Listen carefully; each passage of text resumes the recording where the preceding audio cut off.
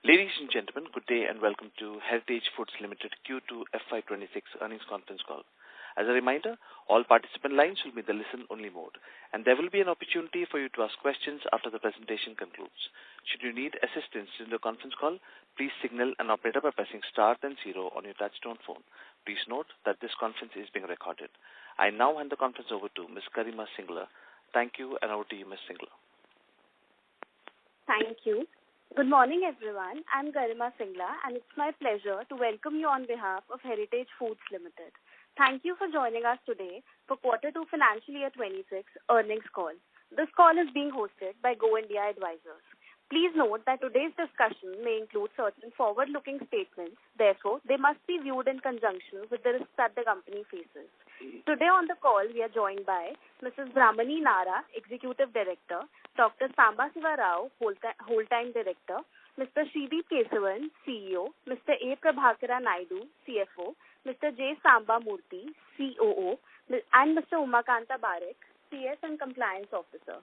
I now invite Dr. Rao to present the company's business outlook and performance, after which we will open the floor for Q&A. Thank you, and over to you, sir. Good morning and a warm welcome to all of you. I would like to begin this call by extending our heartfelt greetings to all of you on the occasion of Diwali, a festival that celebrates light, renewal, and hope. May the season bring prosperity and positivity to all our shareholders, our farmer families, employees, partners, and all shareholders alike. Q2 of this financial year was among the toughest quarters in the recent times, marked by an extended and intensive monsoon, a lean milk season, and an intra-year butter shortage. Yet, I am proud to say that Heritage Foods once again demonstrated its ability to navigate multiple headwinds with composure and strategic agility. Despite these challenges, our business model remained resilient and delivered a stable and credible performance. Through agile planning, prudent cost management, and a sharp focus on value creation, we continue to deliver growth. Heritage Foods reported consolidated revenue of 11,125 million rupees, up 9% year-on-year, and this is our second consecutive quarter above 11 billion rupees revenue. This top-line growth was underpinned by strong consumer traction across key categories, an expanding retail footprint, and a strategic shift toward higher value products. Our value-added products portfolio remained the cornerstone of this growth, with revenues at 4,132 million rupees, up 18% year-on-year, contributing nearly 38% of total sales.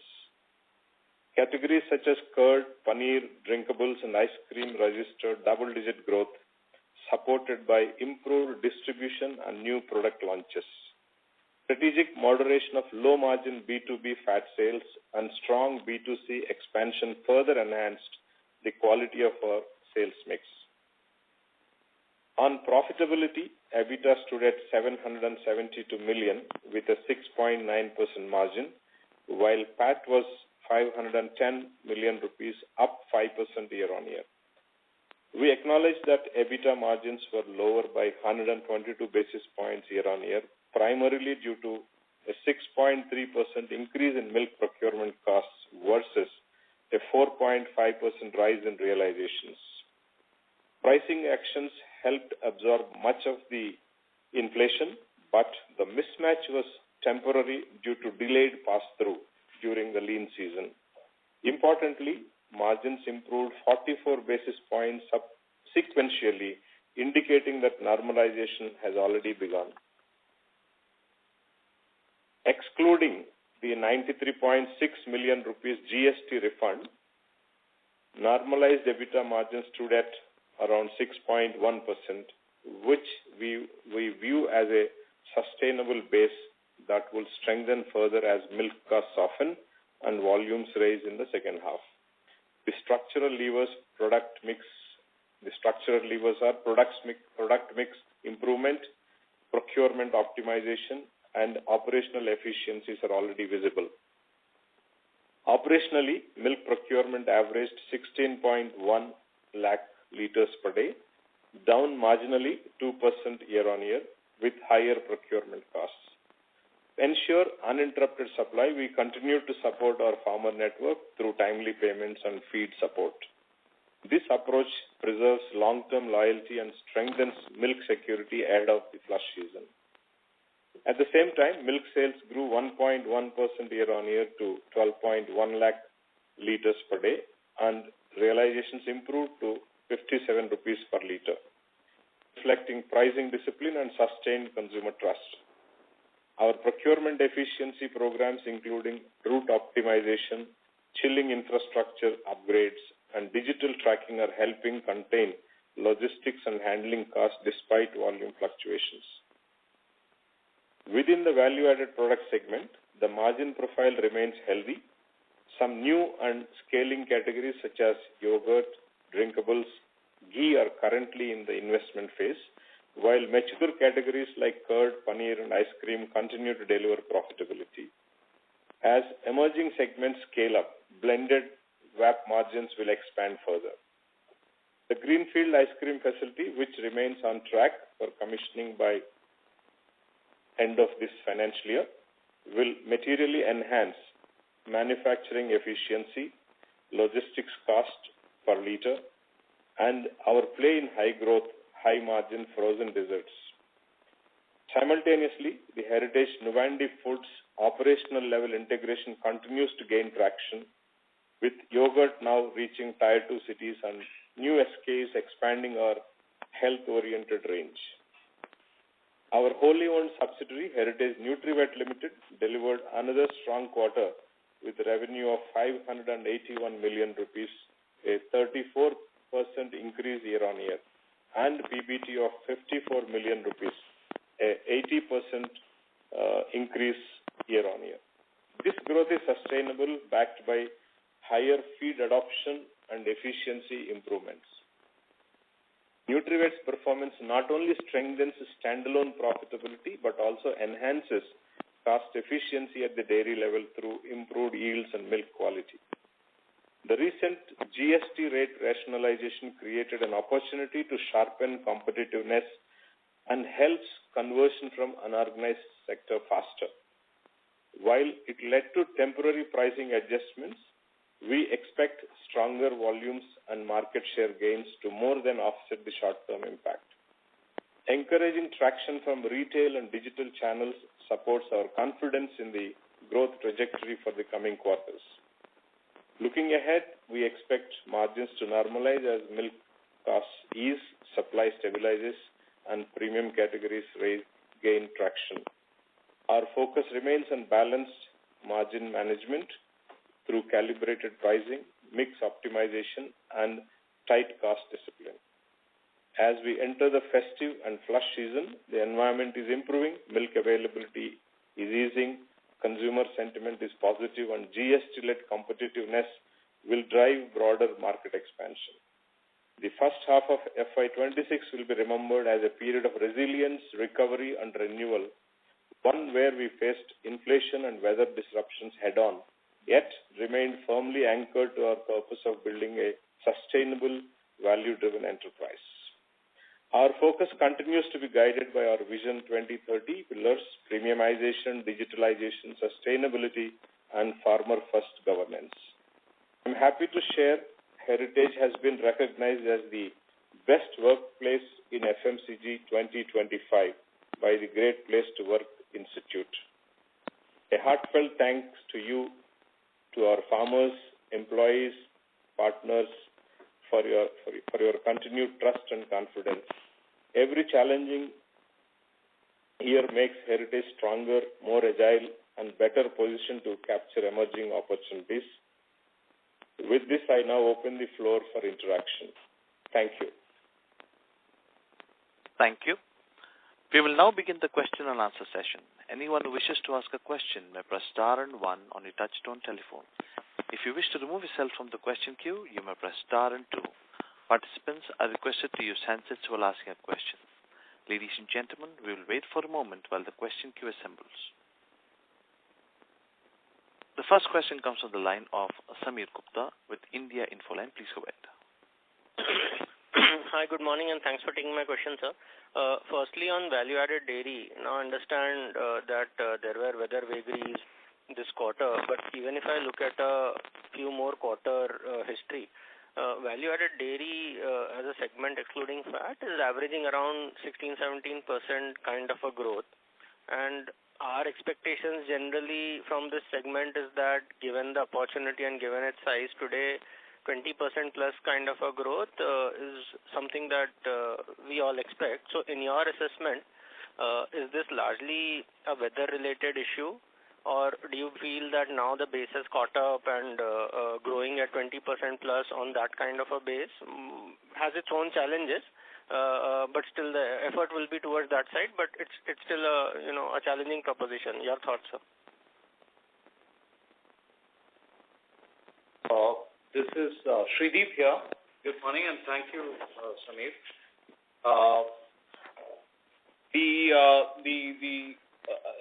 This quarter our performance was about 15%, and this performance is at least 5% below our own internal expectation.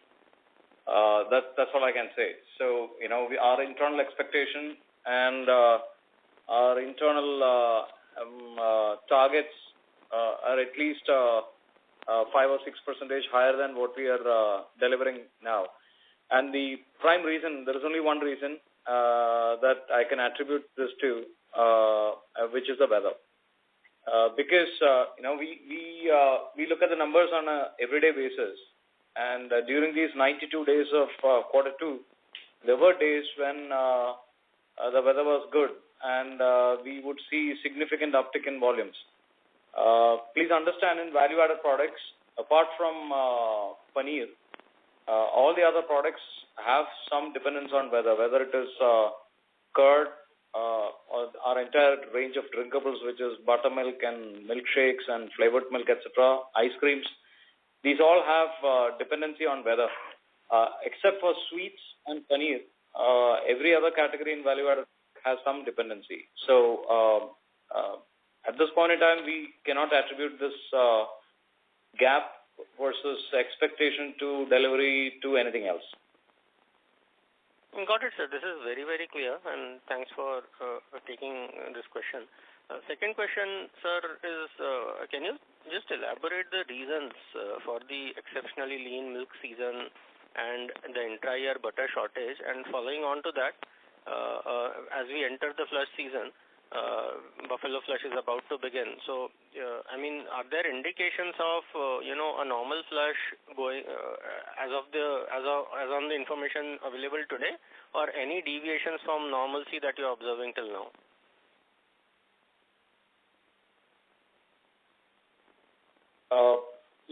Samir, Shrideep here again. Yes, at this point in time, we usually Q3 is usually good in terms of milk availability because of with the onset of flush post Diwali. This time around, Diwali is earlier, so we expect flush season also to be advanced from that point of view. We do not see any reason to have any worry at this point in time. We don't see any structural problem. We are hoping that the flush season will be normal as it always is, and the prices should ease. And the reasons for the lean milk season and the intra-year butter shortage, sir? So, see, there are so many factors, actually. During quarter one, the global GDT prices were strong, and we saw a lot of butter exports that happened out of the country.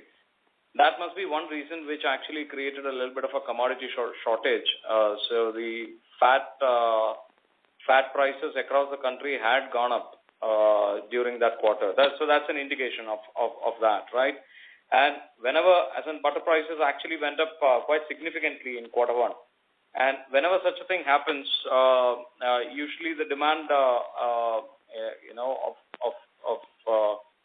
free float of milk increases, and it puts stress on prices. So it's very simply put, it is more supply demand, demand being higher than supply kind of scenario on the commodity side, right? Secondly, the monsoon was quite erratic this year in the regions where we operate. We saw up to 29% excess rainfall, and too much of rain. A good amount of rain is good, because you have excellent fodder availability, and water availability improves, and the animal production stays good. But excess rainfall is not good, because excess rainfall affects production, excess rainfall affects transport, excess rainfall affects collection of milk as well.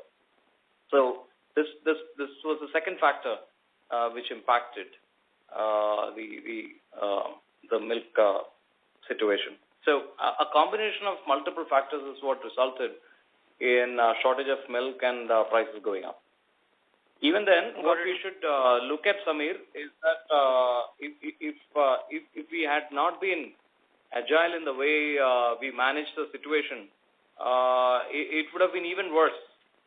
So I think credit is due to our procurement team, which in a very agile fashion, because of the advantage that we have of operating in multiple regions, we were able to balance. From multiple regions, we were able to balance. We were able to grow in regions which had, decent availability of milk to manage the pricing, etc. Got it, sir. Just a last question, if I may squeeze in, more of a bookkeeping question. If I can have the bulk fat absolute sales and ice cream sales this quarter.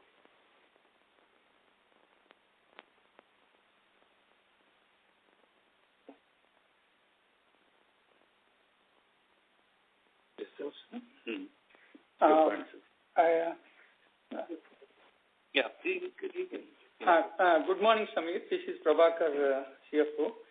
Current quarter bulk fat sale is negligible, 3.67 crores only. Corresponding quarter, 26.34 crores. Last year. Got it. And the ice cream sales, sir, this quarter?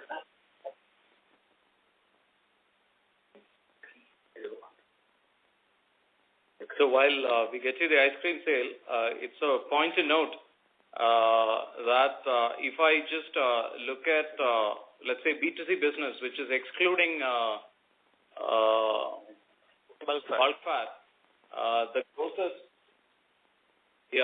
excluding bulk fat, the turnover growth is actually much better at 10.5%. In fact, actually 11%. 11% is the growth if I exclude bulk fat. So ice cream sale is 19.46 crores. Got it, sir. Thank you. I'll come back in the queue for any follow-ups. So Thank that's you. about 20% growth. In ice cream. Thank you. Next question comes from the line of Abhishek Mathur with Systematics. Please go ahead. Yeah, hi, Shudit sir and team. Thank you for the opportunity. Just wanted to check, I think the mid to high teens growth in VAP that we have delivered, despite adverse seasonality, erratic rains, I think is quite a commendable performance. The base was also not weak for us, so quite a good performance. The question here is that, in your understanding, since you are the first dairy company to report, is this sort of VAP growth the trend that we should expect for the broader industry to deliver as well also, or are there factors specific to Heritage that are at play here behind these numbers? Yeah, Abhishek, this is Shrideep here. So let me just take, first of all, thank you for your wishes. See, we should look at the how the performance has been compared to the previous quarter, right? And if you look at the weather is actually worse in Q2 compared to Q1.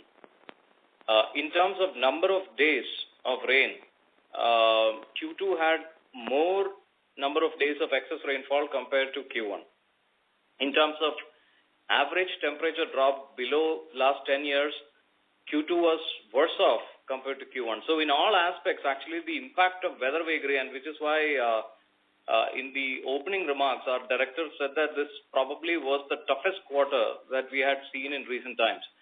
The point to note, actually, is that we have been able to pull up our performance despite these things, right? So, and if you compare each and every category that we operate in value-added products, we have improved the growth rate compared to the previous quarter.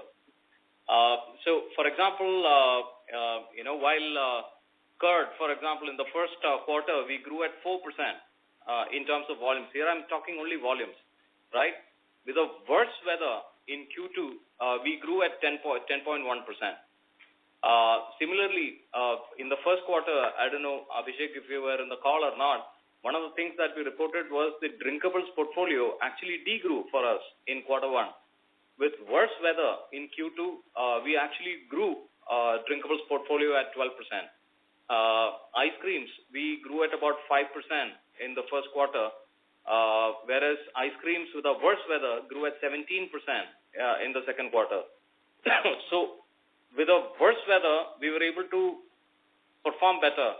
And this is attributable to the inputs and the work that we have done in building consumer traction and customer traction. On the customer traction side, we had expanded 60-odd distribution points in quarter two over quarter one, which gave us roughly, you can say, about 6,000 retail outlets reached. In addition, over and above what we had in Q1. So this is just a QOQ comparison, right? Similarly, on the marketing side, I'm sure that you must have seen our investor presentation that we doubled down on marketing and consumer outreach.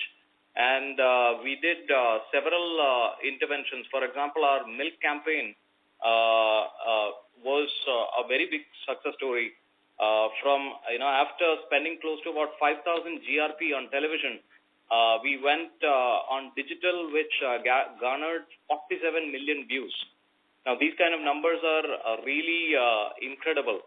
And if you, in the investor presentation, we had shared with you that the awareness levels across all markets had gone up tremendously. For example, in Bangalore, our awareness level went up by 12%. Trials went up by 22%. Chennai, 22%, 25% trial rate improved. Hyderabad, 30% trial rates improved. So these are all trials is directly proportionate to consumers buying our product, right? So significant numbers we were able to clock across the markets as far as consumer traction is concerned. In terms of new products, we launched several new products. In the milk itself, we launched a successful variant called as Sampurna Cow Milk. And in yogurts is something that we launched, towards the end of last quarter. But in this quarter, we were able to successfully scale it up across the country. So now our yogurts, Livo, high-protein yogurt is available across all metro cities in India. And this was achieved in such a short time, right? So we have done so many things in this quarter to turn around the performance and deliver the results that you're seeing. So I'll not be able to comment about the industry, but we are pretty confident that, we are getting more control on internal matters and less dependent on external vagaries. Right, sir. Thank you for the detailed reply. Just two quick small questions I have. Firstly, fair to assume that our milk procurement, which is slightly down YOY, maybe because of the lean season, should again pick up with us approaching the flush season, and we would again look to build up inventory as we approach this quarter. And secondly, on the ice cream business, do you think, Sridhar sir, that the traditional seasonality that we have come to expect from the ice cream segment in terms of the summer, winter, that seasonality is now starting to dilute a little bit, and ice cream is becoming more of an all year round consumption story in your view? That's it from me. Yeah, thanks, Abhishek. I'll answer the second question first. So let's hope that as in we all see ice creams in India has got tremendous headroom. Tremendous. I cannot even tell you how much. Like in India, the per capita consumption is 1/10 of what is in the Western world. Even if I compare with China, we will be at 25% in terms of per capita consumption. And the recent GST relief, which changed the GST rate from 18% to 5%, that's a 13% drop in GST, right? That's significant for a category like ice cream. So while, so we are expecting that more and more households will have ice cream in their fridge instead of, let's say, a soft drink, right? So that's the if people want to indulge, let them indulge in a healthy product rather than an unhealthy product. So we are hoping a lot of tailwinds, all these tailwinds will help reduce the seasonality and will make ice creams a winter product. So may your wish come true.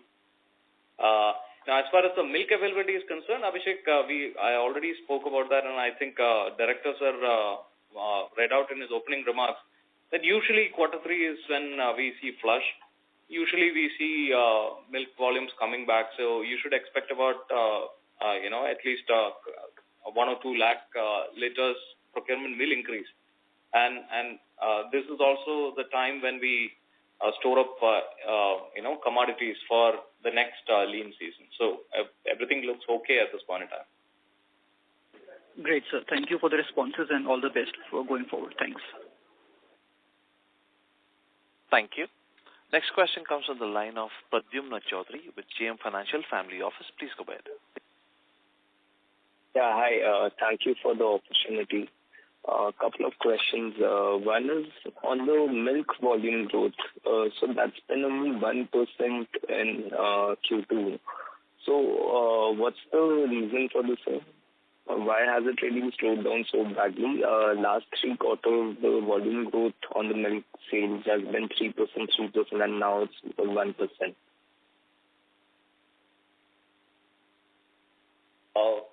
Yeah, this is Shreedeep here. Yeah, milk growth has been a bit subdued for our liking. It's usually we see that whenever we take up prices, it has some impact in terms of volumes. Consumption drops a little bit, so it's something that we have seen in the past as well. And in this quarter, we have taken up prices of milk by about 4.5%. We had no go but to do that because the raw milk prices had increased by about 6.3%. And although we were not able to pass on the full cost, 4.5% out of that raw milk price increase was passed on to the consumer, and that impacted the volumes. Understood.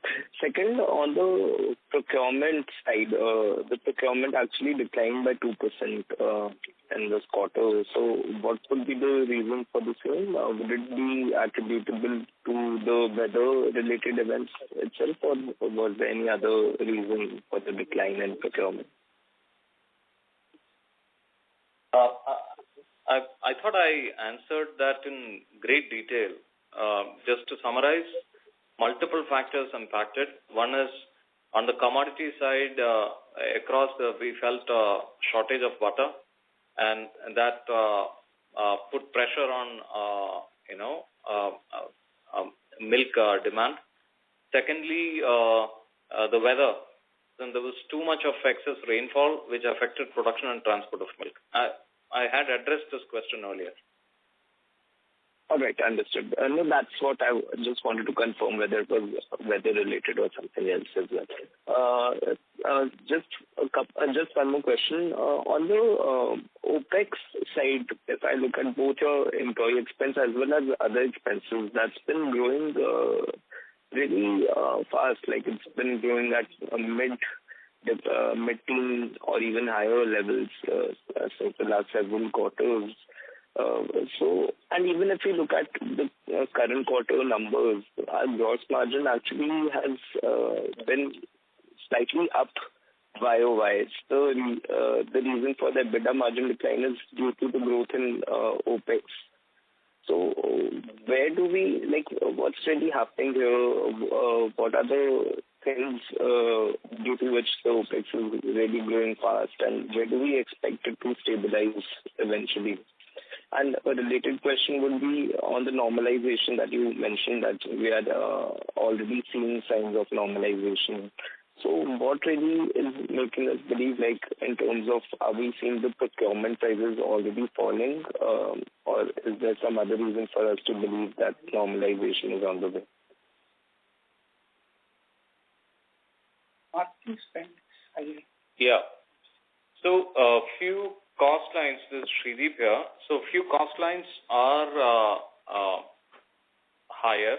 Like, for example, you spoke about employee expenses. Employee expenses are higher compared to same period last year by 13.8%. Excuse me. Similarly, like you rightly pointed out, operating costs are also higher compared to last year, which is related to, again, the same thing. Marketing costs are also higher this year compared to last year because, let me put it like this. So, we are a tad below our own expectation, not a tad below. I think, like I mentioned, about 4 to 5% below expected growth trends that we have been expecting in this particular period. Primarily impacted because of weather. When you build capacities, you're building capacities hoping that these numbers are going to happen, right? And so from that point of view, we are probably performing tad below that number, which means that you have already invested to deliver the growth, but that growth is below what we had invested for. The numbers currently is all a reflection of that. Assume the growth is 5% higher than what we have delivered. All these numbers would look very different to you, right? As in, you will probably say that, okay, the employee cost has fallen, operating cost has declined, etc., etc. So the gap is primarily driven only because the top line is not, or rather actually the volume growth is not as much as we would have wanted it to be, or as much we would have planned it for. And I believe it's a matter of time. Like I mentioned and described before, despite a very bad quarter in terms of weather and all of that, we were still able to pull up the numbers, which gives me hope that if we actually get a little bit of normal weather, we are not asking for, as in we are not expecting any tailwind and all of that, but if things normalize, our performance will be much, much better. And because our business is so much volume dependent, all these numbers would look very, very different.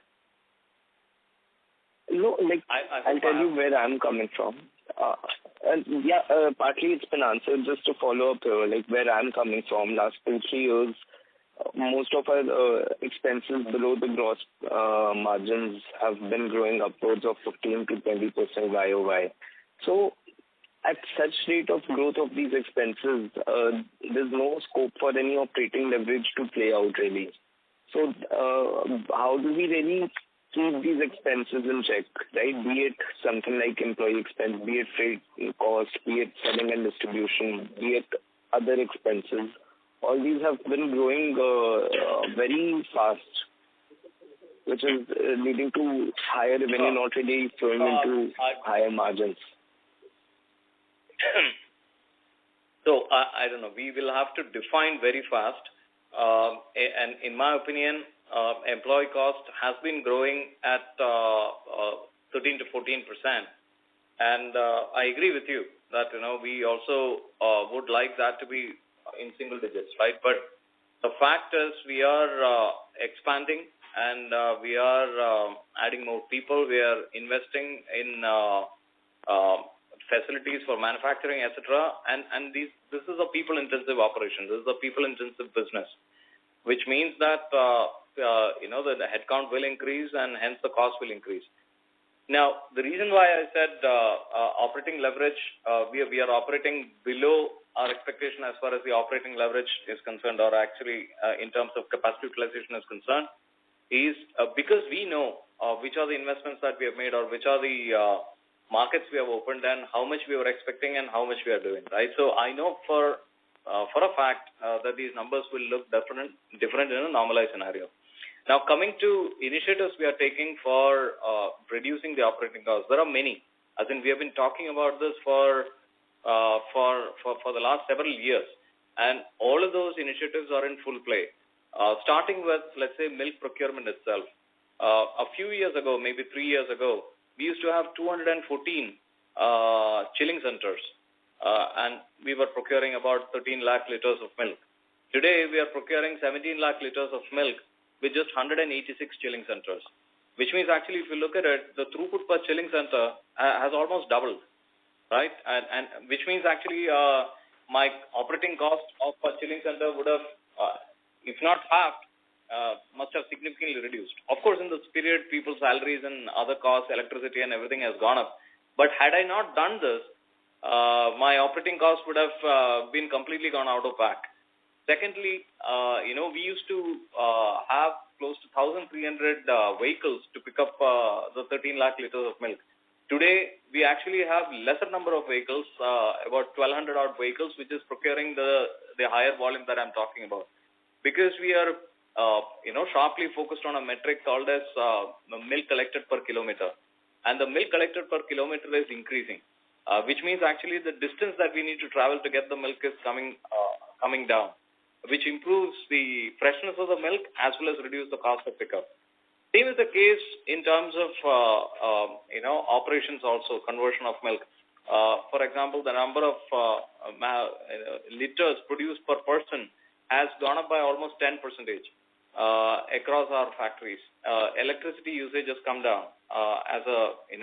One metric that we track is liters of milk produced per kilowatt hour or unit of energy. That has gone up tremendously. But while we are improving all these parameters, what is also to be noted is that we are also investing in capex in terms of increasing capacity. For example, we had invested close to 150 tons of additional manufacturing capacity for curd, for example. We increased our paneer capacity. We increased many of our value-added product capacity. And so it's a bit of improved efficiency in our existing, but additional new facilities coming up, and the volumes not catching up to the expectation. So it's simply a math which needs to work out, which I am pretty sure that in a normalized scenario it will. So do we have any margin targets for maybe FY27? FY26 can be a washout year, but FY27, do we have certain margin improvement targets in our internal calculations? I think we should look at, my request is you look at, the progression over the last 3 or 4 years, and my request to our, Go India advisors to send across a comparison of how it has progressed over the last 3 or 4 years for you to better appreciate and understand the long-term trend. The reason why I'm saying is that our industry is volatile, and it has a large dependency on weather. So some of these factors will play. We have seen in the past that every third or fourth year the milk prices really go up, and then it comes down, right? And then it comes down. You must have seen that in FY22-23 was a peak inflationary period where milk prices went up so high, and then it came crashing down, and then we had a good 2 years. Now this is another year where it is seen to be going up. So this volatility is something that we will not be able to do anything much because it's a very large industry. India is the largest producer of milk, and despite our size, we have only a very small percentage contribution in this. So we, as an individual player, there is very little we can do in terms of managing the industry volatility. That said, we are hoping that, like I mentioned before, law of averages catch up, and next year prices soften. Usually it happens after a peak in inflationary year, and it is good for all of us. Thank you. Mr. Chaudhary, please rejoin the queue for more questions. A reminder to all the participants, please restrict yourself to 2 questions. Next question comes from the line of Disha Kedia with Ashika Institutional Desk. Please go ahead. Hi, sir. My first question is regarding the ice cream capex. Is there any recent update on it, and when do we actually see the factory being commissioning? And now that because of the seasonal impact, I am presuming that the ice cream sales would not have had happened as much as you had expected. So if you have your own capacity, right now it's more of on like an outsourced manufacturing. So how do you plan on utilizing it to its max, or what is your initial utilization targets, if you have anything in mind? Sure, I'll take this question. This is Ramani, Executive Director. Actually, in fact, we're manufacturing our ice creams internally only. We have our own processing facility with a capacity of 25,000 liters per day, which we've in fact maxed out in peak summer season in the 3 months of Q4, which is why we had taken the board approval to invest into a larger automated ice cream facility, not just to produce our existing range of SKUs, but also to widen our portfolio with exciting new SKUs, which is the need of the market or what consumers are asking for. Having said that, in terms of capacities,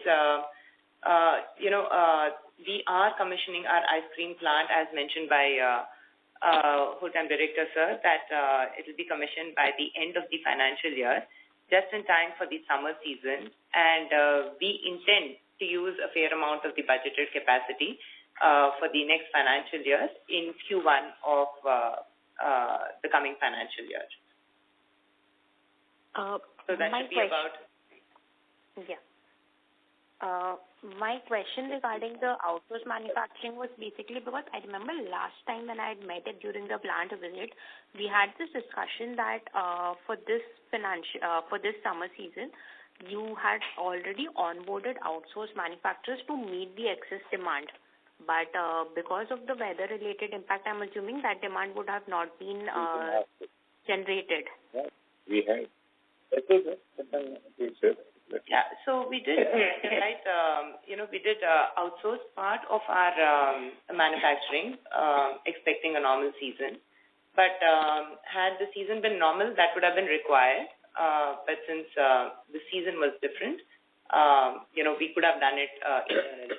However, we expect, given the current growth rate of 15-16%, and that expected to go up during the later quarters, we will definitely need this higher capacity that we're investing into.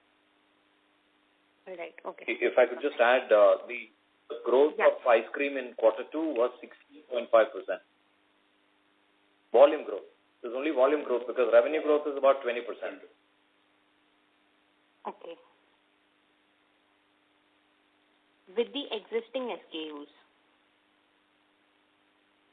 Yes, that is right. That is right. Okay. All right. Thank you. Thank you. Next question comes from the line of Pratik Kothari with Unique PMS. Please go ahead.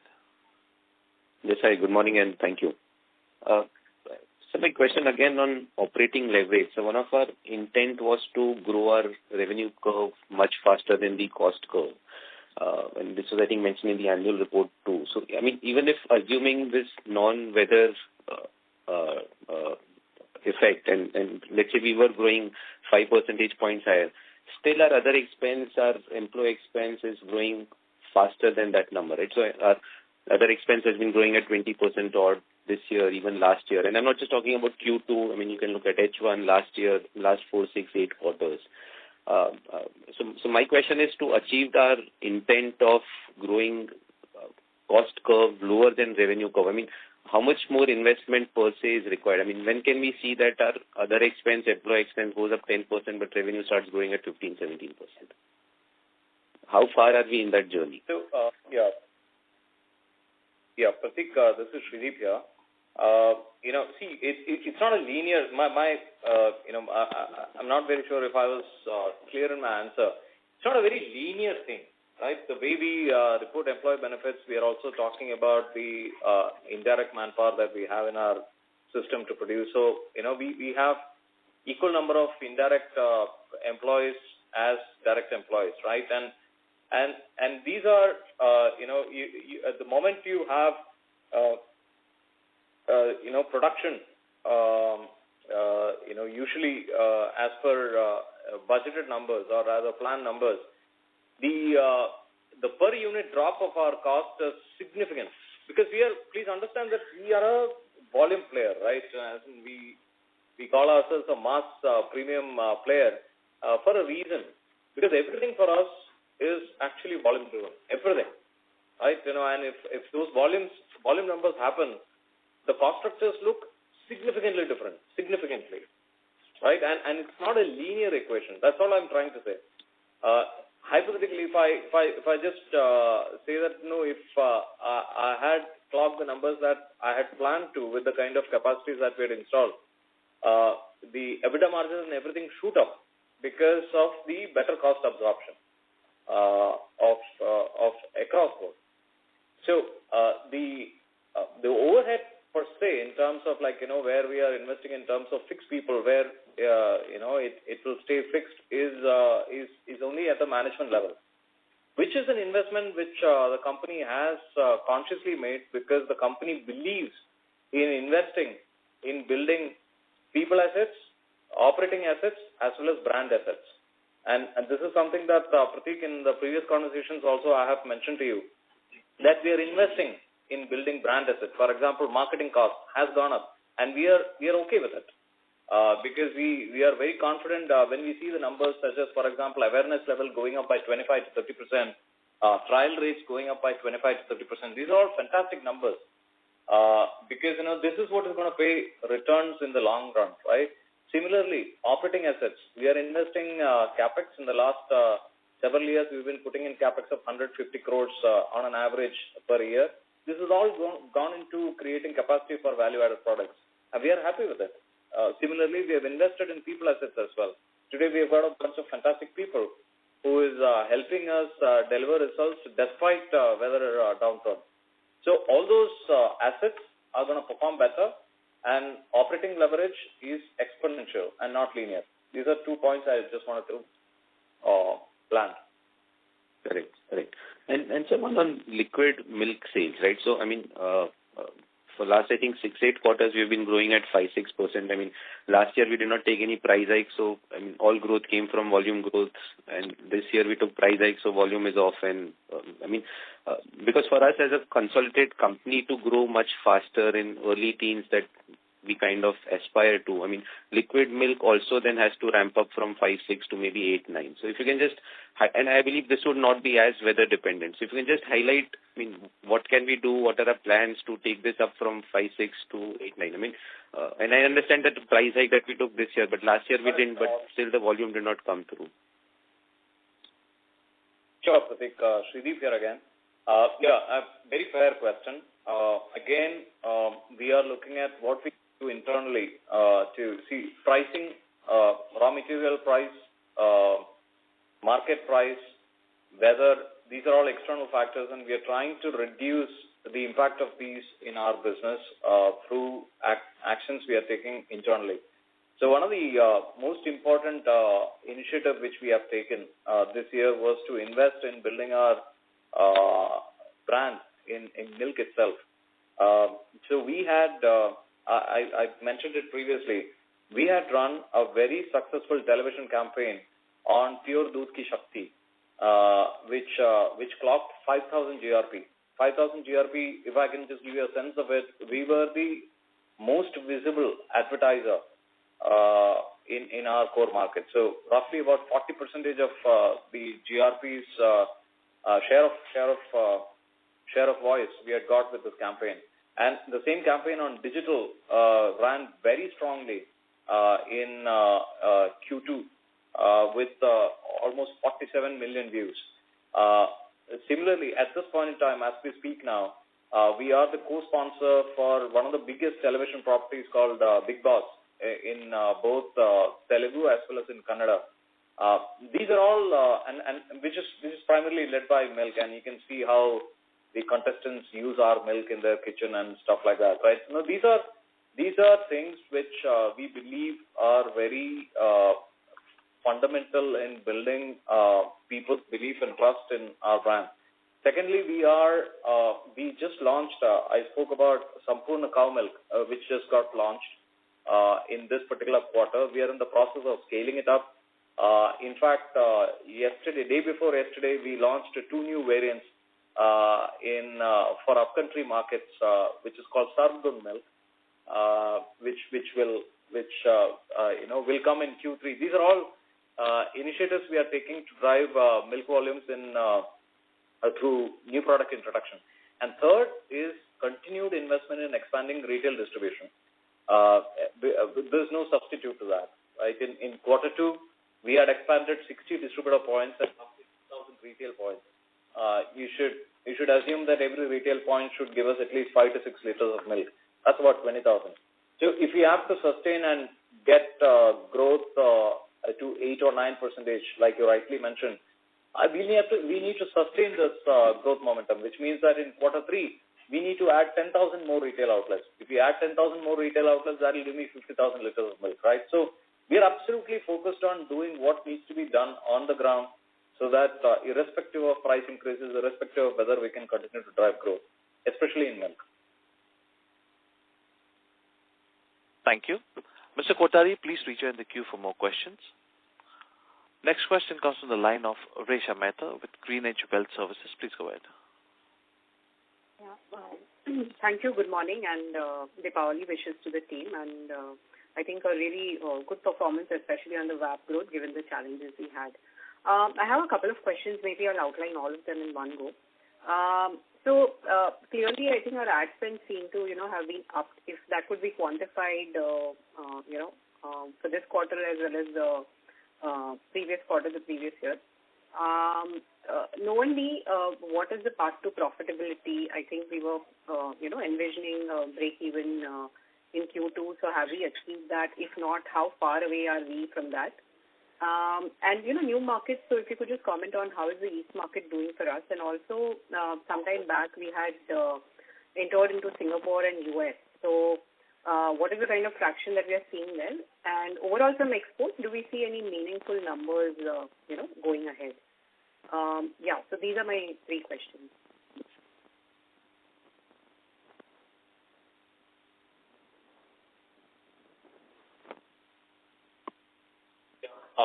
Thank you, Resha. This is Shrideep here.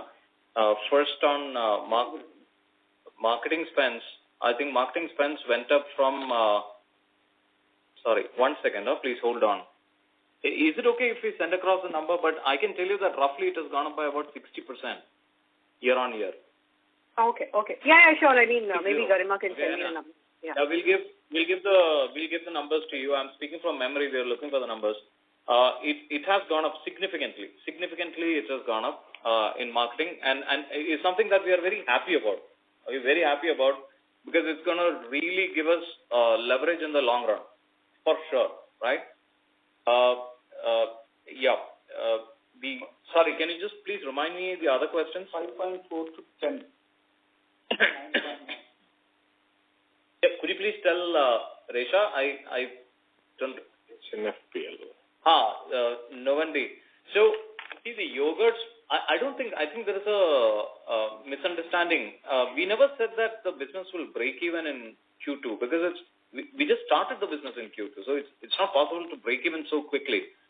But we can tell you that the operating metrics are looking already wonderful, right? In just a couple of months, we have already achieved the volumes that Mamiova was doing. So imagine Mamiova was doing X volume. We are doing the same volume with Livo brand in just 2 months' time, right? So which means actually we could actually grow tremendously from here. This despite the bad weather, because yogurt is also a category which is weather dependent. Consumption goes up during summer, and during rains it comes down. So volumes wise, it is a great performance. And in terms of unit economics also, I believe that the profitability is, as in the losses are much lesser compared to the previous operation. We'll share those specific numbers with you one-on-one. Thank you. Ms. Mehta, please rejoin the queue for more questions. A reminder to all the participants, please restrict yourself to one question. Next question comes from the line of Param Bora with Trinetra Asset Manager. Please go ahead. Hello. Thank you for taking my question.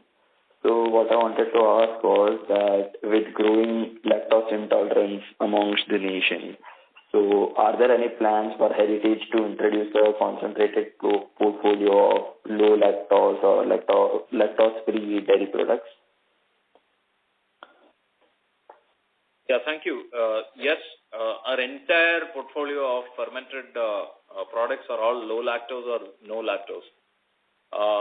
Because so if you are lactose intolerant, you can consume curd or buttermilk and lassi and all of that because they are low in lactose or no lactose. We also have plans to look at milk, lactose-free milk is something that we are thinking about. Thank you. Mr. Vora, please rejoin the queue for more questions. Next question comes from the line of Naitik with NV Alpha Fund. Please go ahead.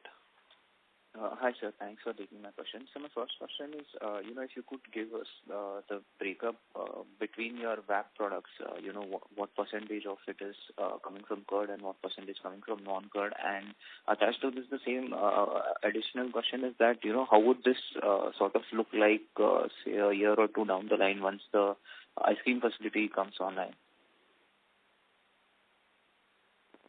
Yeah, see, curd is still about 70% of our... See, actually, curd is our biggest differentiator. Let me just put it like this to give you a sense. If you look at global large dairy players, whether it is Danone or Lactalis and all of that, they all, talk about yogurts and cheese as two products that they sell, right? As in bulk of their revenue comes from these two. And in India, the equivalent of a yogurt and cheese is actually curd and paneer, right? So, which is what is the leading elements in our portfolio also. Curd will be, 70%? 71%. 71% of our all value-added products will be curd for us, and after that will be paneer. So, these are two main value-added products that we are trying to build. Apart from that, we have about 5% of revenues coming from ice creams, and roughly around 10% of revenue coming from drinkables. The contribution of sweets is very small. 12%.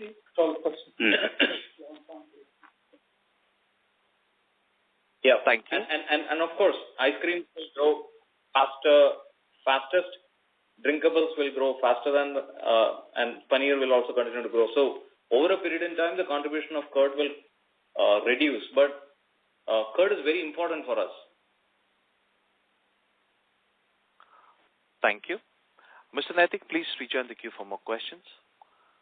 Next question comes from the line of Sukrit T. Patil with Eyesight Fintrade Private Limited. Please go ahead. Good evening, good morning to the entire team. I have a specific question for Mr. Naidu. As you plan for the coming quarters, what steps are being taken to improve margins, especially in terms of pricing, supply chain efficiency, or cost control? How do you see profitability evolving in the medium term? Thank you.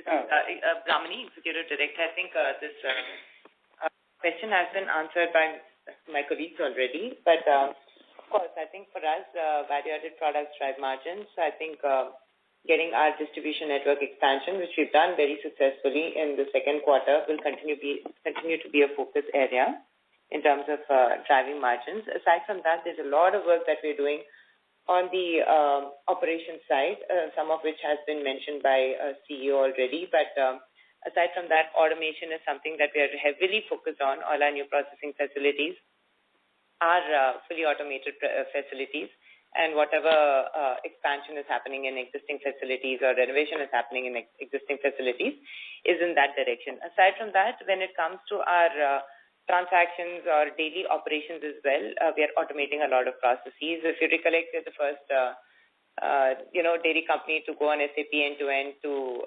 also evolve in SAP. Now we are using a lot of RPA. We are using co-pilots and agents to improve efficiencies in which we operate and do things.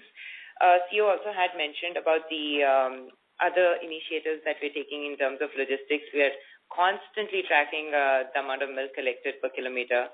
We're constantly looking at productivity of people at different levels, both on the sales side as well as on the procurement as well as operations side. We are also measuring things as minute as milk handled per unit electricity in our operational facilities. And, of course, renewable energy is a huge focus area as well, both from reducing our carbon footprint and managing our, power costs or operating costs. So there are several initiatives that are being taken, both from a monitoring standpoint and a tech-enabled sort of growth standpoint in terms of improving our margins. And, of course, value-added products in terms of sales will drive this through continued strong distribution network expansion that will happen. Thank you. Mr. Patil, please rejoin the queue for more questions.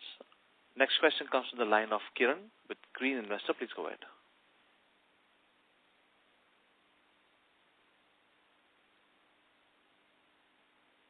Mr. Kiran, please go ahead with your question.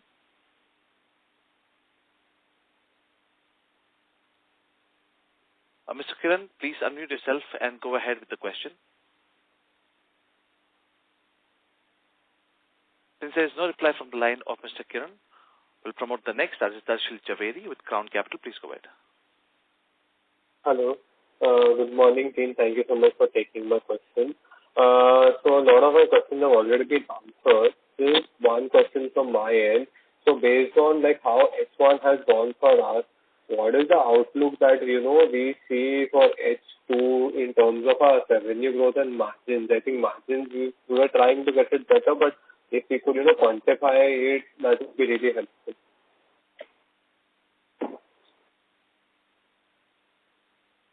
Sir, it's difficult to quantify.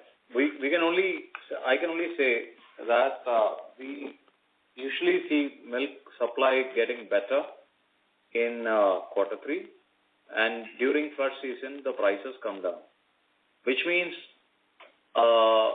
if X is the price in quarter 2, X minus delta X will be the price in quarter 3. Assuming the market prices we don't change, because we usually don't drop our market prices, it should be better. But that said, I want all investors to know that each of our quarter has a unique mix. Like quarter 1 is very high on value-added products. This year it did not happen because of bad weather. Quarter 2 is high on milk, but moderate on value-added products. Quarter 3 is low on value-added products as far as mix is concerned. See, we will continue to grow value-added products. We might grow at 20% in quarter 3 also, value-added products. Every indication shows us that value-added product growth in quarter 3 will be higher than quarter 2. But that said, the mix changes because quarter 3 is more festive and all of that, so our fat sales go up. Fats is not as profitable as value-added products. So even though raw milk prices might come down, the product mix change is something that will influence. So rather than look at on a quarter-on-quarter basis, you should look at a long-term trend. The long-term trend is that as long as we keep improving the contribution of value-added products, like in quarter 2, we were able to improve the value-added products by almost 3%. If we continue to do that over a long period in time, this is a great business, and that's what we are focused on. So my request is to look in the long term and not quarter-on-quarter. Thank you. Ladies and gentlemen, due to time constraints, we have reached the end of question and answer session. I would now like to hand the conference over to Dr. Rao for closing comments. Thank you very much to all the participants for your continued interest in Heritage. Looking forward to catch up with you for the next earnings call, quarter 3 later. And I again extend heartfelt Diwali greetings from myself and on behalf of Heritage family here. Thank you very much. Thank you. On behalf of Heritage Foods Limited, that concludes this conference. Thank you for joining us. You may now disconnect your lines.